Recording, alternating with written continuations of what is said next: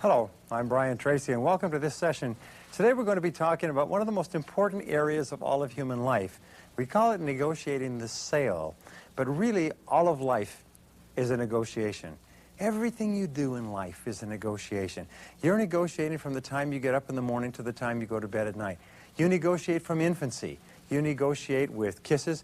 I have young children who say that, and they say that children's only currency is affection for their parents. So they trade their kisses and they trade their hugs and they trade their attention to their parents for attentions back and candy and love and trips and McDonald's and things like that. So from the time you're in infancy, you learn to negotiate, and much of your happiness in life is determined by how well you negotiate for the things that you want. You negotiate every hour of the day. When you get up in the morning and you go to get the bathroom, when you go to get the kitchen, when you get into your car and you drive out. In fact, you negotiate for everything in your life, including a parking stall. You negotiate to change lanes when you give signals to people. You negotiate when you say, well, why don't we go for lunch? And someone says, why don't we go to place A? And you say, why not place B? Why don't we go to place A today and place B tomorrow? And so on. The only question about negotiating that you have to ask is, are you any good at it or not? Now, for many years, I had a lot of problems with this because I felt that negotiating was the same as manipulating and wrangling and pushing and aggressively getting the things you wanted. Then I realized that negotiating is a skill, very much like typing. And in sales, it's almost essential that you negotiate something in a sale. What we have found is this, is that people don't feel that they've really gotten the best deal. They don't feel comfortable about going ahead unless they feel that they have somehow influenced the outcome. Nobody likes to feel that they're a passive recipient of a sales message. So therefore, allowing people to negotiate. Perfect example, remember Betty Crocker once came out with cakes that were all mixed. All you had to do was add water, and they sold very poorly. Then they realized that people wanted to have something to do with the process. They didn't want to just put water in with cake mix and bake it. So they said you had to put an egg in with it to mix it with water in order to bake a cake, and they sold off the charts and have been selling ever since. People like to be involved. Now this brings us to sales negotiation. Now sales negotiation is something that all salespeople hate, that most customers hate it as well. Customers hate it because customers are terrified to leave anything on the table, and salespeople are terrified to have their deal cut to pieces, their commissions negatively influenced, their boss to be upset, or even for the deal to go sideways because they can't negotiate. So let's start off with the whole purpose of negotiation. In professional negotiation, as opposed to buying things in the flea market or in the bazaar where you care only about the lowest price, the purpose of negotiating, as defined by Gerald Nuremberg and by others, is to reach an agreement such that all parties are satisfied, and satisfied to the point that they are willing to fulfill their commitments and go through with what was arranged. There's nothing wrong with, nothing worse than negotiating a settlement and having people so unhappy with the settlement that they won't carry their part. And finally, they're willing to negotiate again with the same party in additional details, and additional deals. What we find, by the way, is the most successful business people, most successful salespeople for that matter, are those who have been selling and negotiating for years with the same people. Some of the very most profitable relationships in your life will involve you going back and forth, negotiating, compromising, negotiating, finding satisfactory settlements, changing the settlements, and so on throughout your business life. So it behooves you to become very good at it. Which brings us to the first rule of negotiating, which seems like a bit of a contradiction, but the first rule of negotiating is, number one, avoid negotiating whenever possible. Avoid negotiating whenever possible. Why? It's because if you can possibly get out of negotiating, you're much more likely to get a better deal for yourself and for your company. You're much more likely to have a deal that is satisfactory to everybody. So here's the keys to avoiding negotiating is charge fair prices. Charge fair prices and charge competitive prices so that there's nothing to negotiate. The second part of avoiding negotiating is this, is to expect resistance. Expect price resistance. You know, there's lots and lots of courses, and we'll talk about them at various times in this series, but there's lots of courses that teach people how to react when they hear the price, even if the price is reasonable. For instance, they'll say, how much is it? It's $295. People go, oh, geez, God, geez, that's... It's called the flinch. Can't you do anything better than that? Or they'll say, geez, is that the best you can do? I can get it cheaper from several other companies. You know, they will come back and they'll use it as a technique. It's something they took a course in last week, and you're one of the people they're going to try it out on. So therefore, always expect sticker shock. Always expect people to resist and to react poorly to price. You'll never find anybody who, when you give them the price, says, geez, that's a good price. Wow, I think I'll take more than one. And here's the third way to avoid negotiating. Tell them that you have no authority. Tell them, geez, I'd really like to. I really appreciate your concern, but I don't have any authority to negotiate. See, these are the prices that I'm given, and our company has shaved these prices down as low as they can possibly be, and this is the deal, and it's kind of like an all or nothing. There's nothing I can do. So when you tell them you have no authority, that kind of ends the conversation. Very often they'll buy it at that point. Now sometimes they'll try to go around you. Important point. If you're negotiating for an appliance, a car, a house, or anything else, and the person says they have no authority, ask to speak to the person who does have the authority. Tell them then, if you have no authority, I want to speak to someone who can give me an answer, and then see what happens there. But when you're selling, just deny that you have the authority and tell them that the person who does have the authority is away on vacation for 2 weeks or something like that. Okay, now here's the next point, is delay negotiating as long as possible. If you have to negotiate, delay negotiating as long as possible, and for very good reasons. Let me explain these to you. The first reason is simply this, is that early concessions have a little impact. And this is something that most salespeople don't understand. Early concessions equal low impact. What does it mean? It means that it's very hard to influence a person by giving them an early concession. They've made this mistake with salespeople. They say, look, we need the business, so we're going to give you the authority to negotiate discounts of certain amounts. But only use it as a sales tool. And you know what salespeople do? Is that salespeople say, hi, I'm Brian Tracy, I can give you 10% off. And they do this even before the person knows about the product or service, knows what it can do, knows its value, knows how it compares with competition, and so on. So here's the rule, is don't give concessions initially, even if they flinch, even if they cry, even if they wring their hands or say they can get it cheaper. Just remain strong, because they don't have much of an impact on the sale, and we'll come back to this in a second. The second point of delaying negotiating as long as possible is that discounts don't increase attractiveness. Discounts and concessions don't increase attractiveness. If the customer is not fully aware of what your product or service will do, by telling them they can get it at a special deal or at a special price is not going to make it more attractive to them. Because, and here's the key, buying desire must precede concessions. Buying desire must precede concessions. If buying desire, we've found this in thousands of sales calls and in interviews with thousands of customers, that if you make concessions of any kind before the person wants the product or service, it'll actually be more harmful to you than if you don't.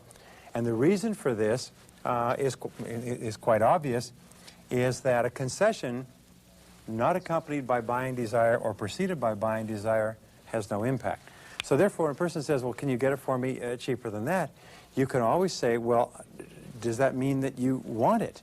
Or how soon would you be willing to go ahead? Or how many of them are we talking about getting?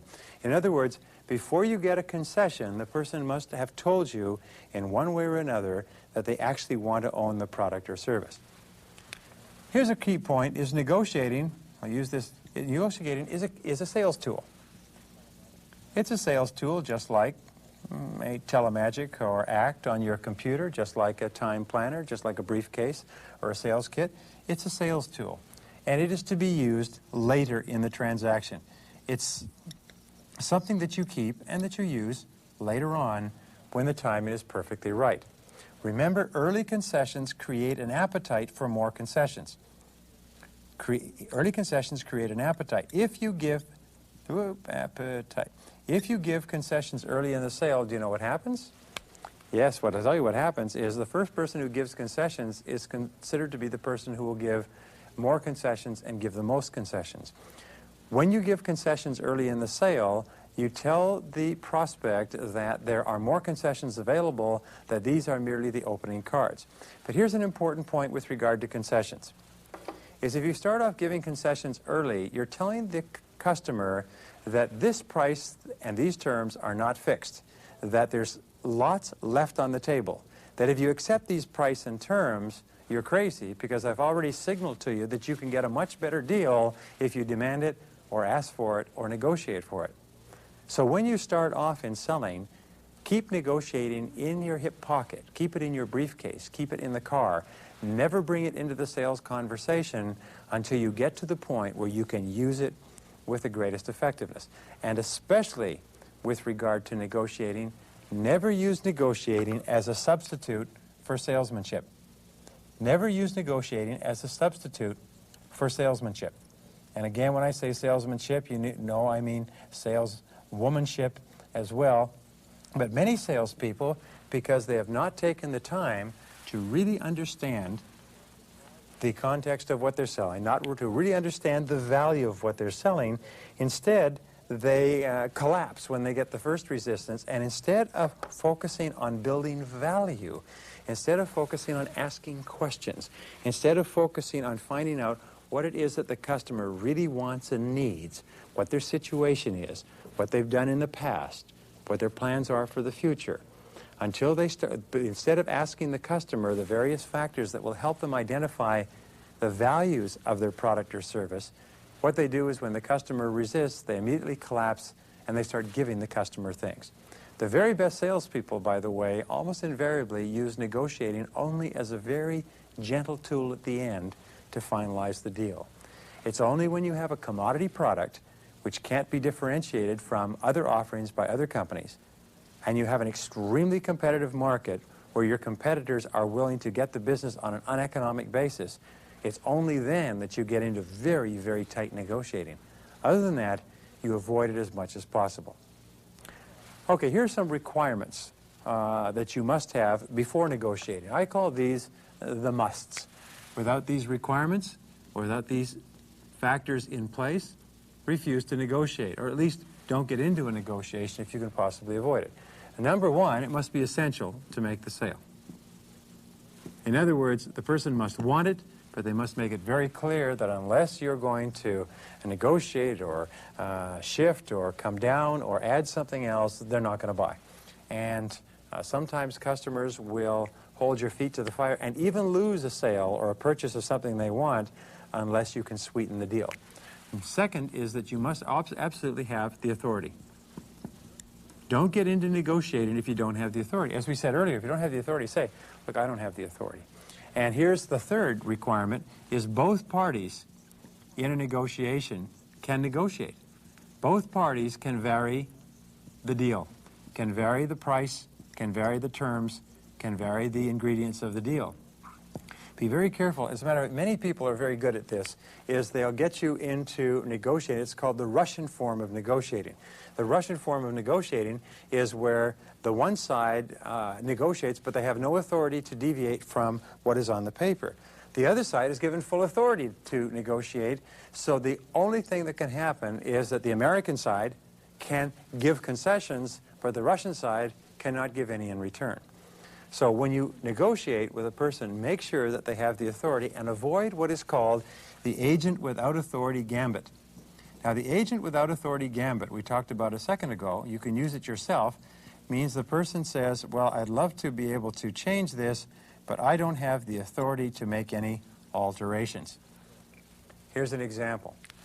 You go into a store. Many people think when you go into a store that the posted signs are the posted prices. Remember, somebody up in the back pulled the price out of the air, wrote it on the sign, put it on the item. Your job is, especially if the product is on sale, or they have a lot of them, or the season has changed, or it's a big item that sometimes goes on sale, your job is to say, I'd like that, but not at that price. They may argue with you. They say, well, I mean, that's the price. I mean, see, the price is nothing I can do. Then you say, well, if you don't have the authority to discuss it, let me talk to somebody who does have the authority. You'll find in automobile dealerships, they'll give the salespeople the right to take the information, but not the right to negotiate the sale. They have to go to a sales manager who will then finalize the price and make the concessions. So make sure that nobody pulls agent without authority on you. And if they do, you pull agent without authority on them. You say, geez, you don't have the right to or the authority to negotiate. Geez, neither do I. So what can we do? Maybe we should get together with the people who do have the right to negotiate. Okay, what are the aims of negotiating if you're going to do it at all?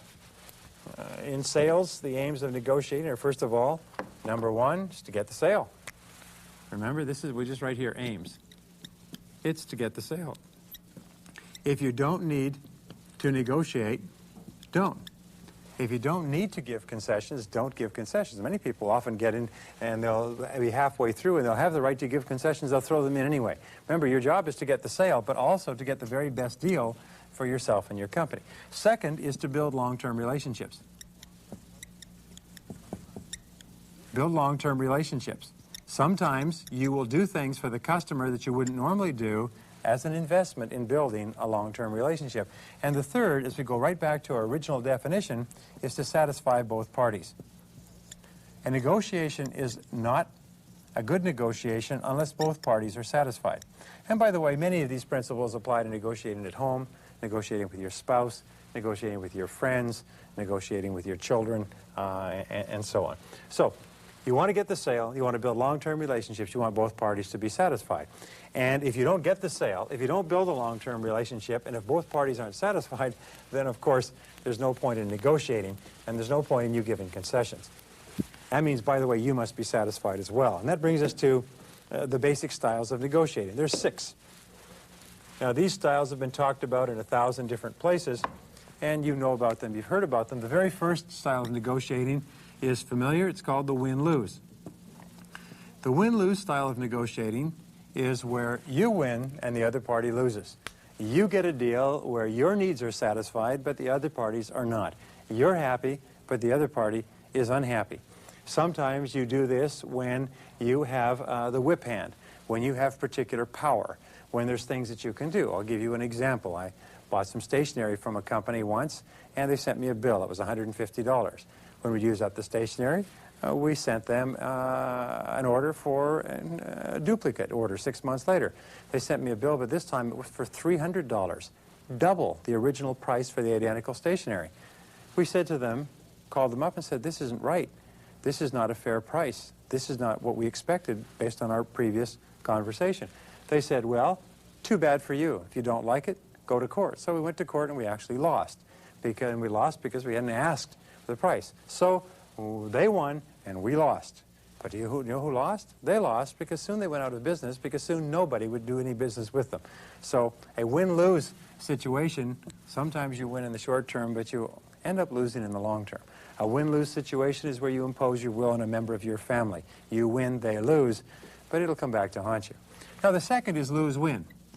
Now lose-win is where you lose and the other person wins. In other words, you accept an unacceptable situation in order to at least not fracture the relationship, in order to get a deal. Some companies will actually enter into business deals where they'll lose money, but they'll think that if they lose money and the other person wins, at least they'll build up a relationship that somehow will turn into business later. A lose-win relationship very seldom inures to anyone's benefit, because the next time the deal comes up, they will want the same deal. They'll want you to continue to lose.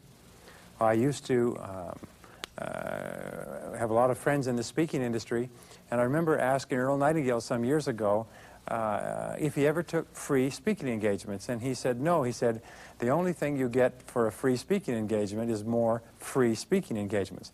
The only thing you get when you put yourself in a position to lose is more opportunities to lose in the future. So, number 3 in negotiating is called lose-lose. Lose-lose is where you and the other party become so emotionally involved in the negotiation that you accept a deal that is dissatisfying to either party. Remember the original definition of negotiating. It is to reach an agreement such that both parties are satisfied to the point where they're both committed to live up to their commitments in the contract, and they're willing to enter into new negotiations in the future. In lose-lose, neither party will want to deal with the other party again. Lose-lose has no advantages at all. Now the fourth, and this is where most people stop, is compromise. Compromise is where each party gets a little bit of what they want, but not all.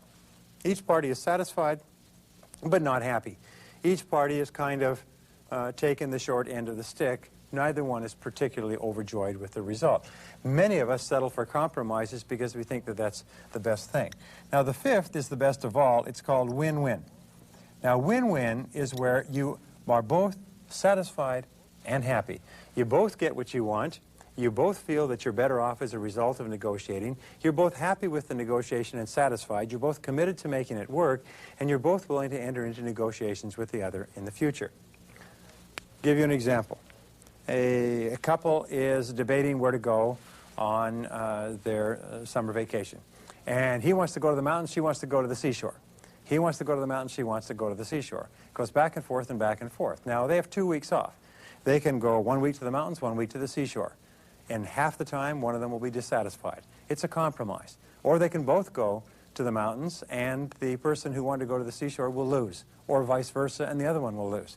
Or they can do something where the mountains and the seashore are close together. They could go to a place like Vancouver, British Columbia, which is one of the most attractive destinations, cities in the world, where you have the seashore in the city and you have the ocean and the mountains right behind the city 15 minutes away, so they can have both the mountains and the seashore every single day. This is a win-win solution. Now, the final alternative to negotiation is no deal. No deal is where you agree that there is no way that you can find a solution that's going to be satisfactory, and you agree not to agree. You agree to disagree, and you go your separate ways. And the rule is simply this, is that if you want your negotiating to be satisfactory, it should be win-win or no deal. It should be that you both benefit, you're both happy, or you don't deal with it at all. Now, the final point of sales negotiating, and we will talk more about negotiating in a subsequent session, but the final part of sales negotiation is preparation. Preparation in negotiation means anticipate the customer's position. It is just to anticipate, to think it through. I can tell you ways that have been helpful to me, but let me give you 3 that you can use in any negotiation prior to going in. First of all, you can use what is called the lawyer's method. Now, the lawyer's method